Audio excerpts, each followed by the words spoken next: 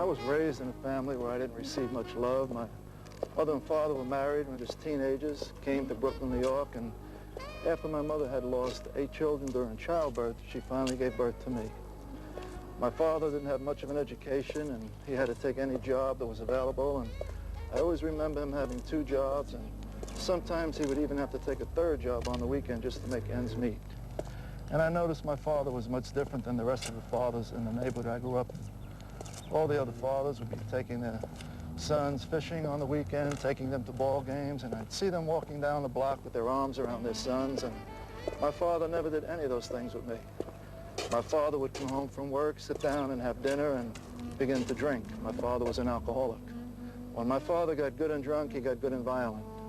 And although he never raised his hands to my mother, he had up some release for that violence, and I was the release.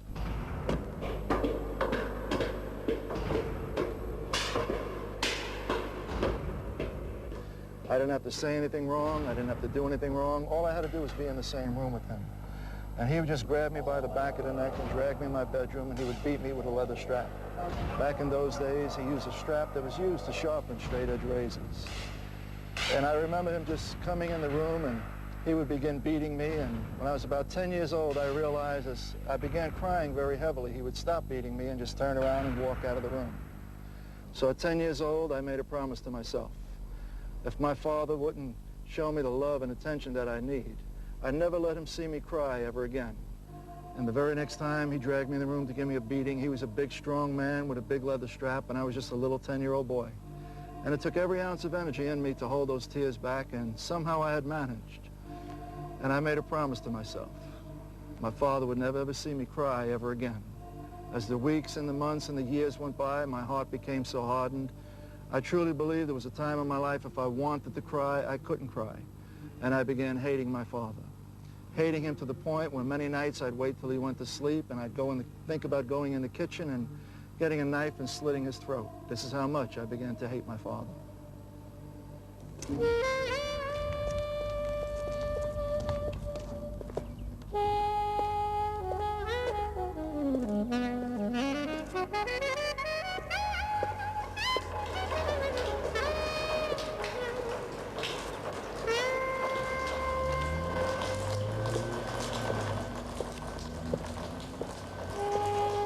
Usually when I got out of school, I'd go down by the waterfront to meet up with a few of my friends, and we'd play on the old piers and the old railroad tracks that were there.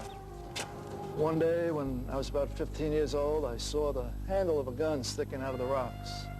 I went over and I pulled this gun out of the rocks. It was an old gun, it was rusty, and I didn't know whether this gun worked or not.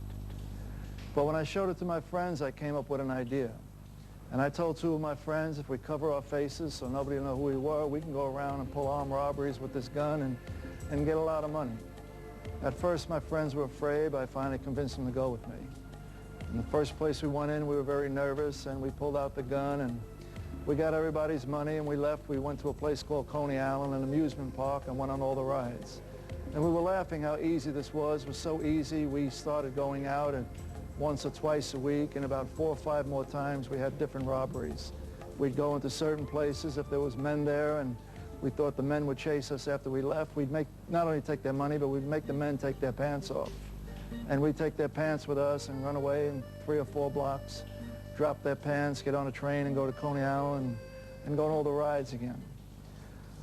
Unknown to me, one of my friends went around in the neighborhood bragging what we were doing, and some people that we had robbed grabbed a hold of him and scared him into telling them who the man was that had the gun. I was sitting home one night, my mother and father at the dinner table, and there was a knock on the door. When my father answered the door, there was 3 men standing there, and I recognized the 3 men as some of the men that we had robbed money from. And they began speaking in Sicilian, and one of the men said to my father, "We must come in and speak with you and your son. It's very important." And my father flew into a rage and started speaking back in Sicilian at them. And he was yelling at them, saying, "I told you men never to come anywhere near my family, and I want you to leave right now." And one of the men said, "If we leave right now, your son will be dead by the morning."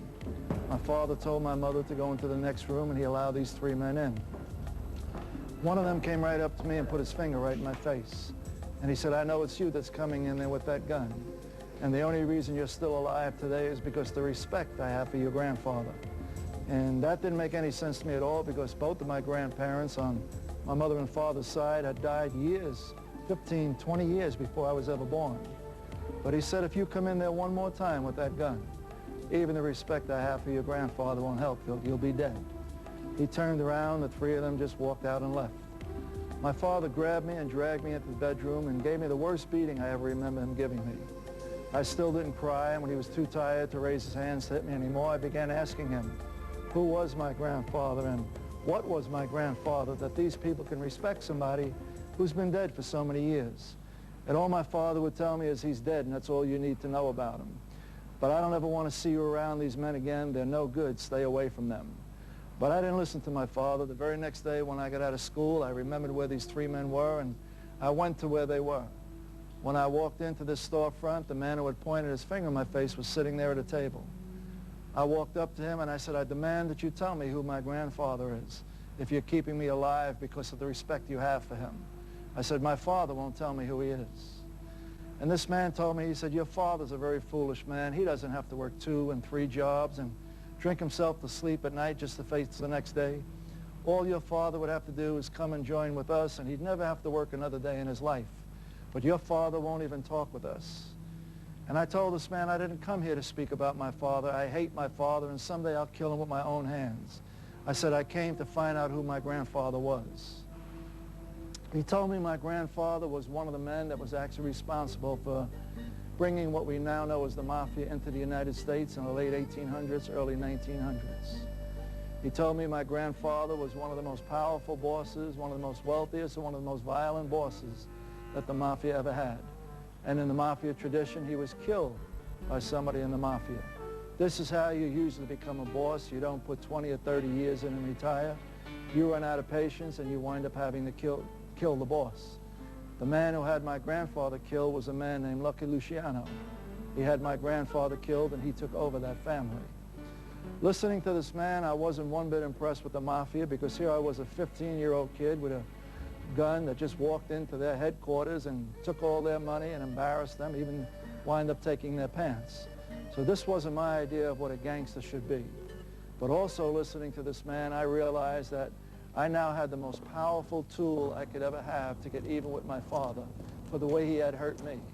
If my father would rather go to work 2 and 3 jobs and have to drink himself to sleep every night rather than be with these men, then the worst thing that I could ever do with my father is become whatever these men were. And I asked this man, and unknown to me at the time, this man's name was Carlo Gambino. And I asked him, I said, if my father doesn't want anything to do with this and I'm his only son, doesn't it put me next in line? And he said, yes, it does. And I said, okay, I want it. And he said, not at 15 years old.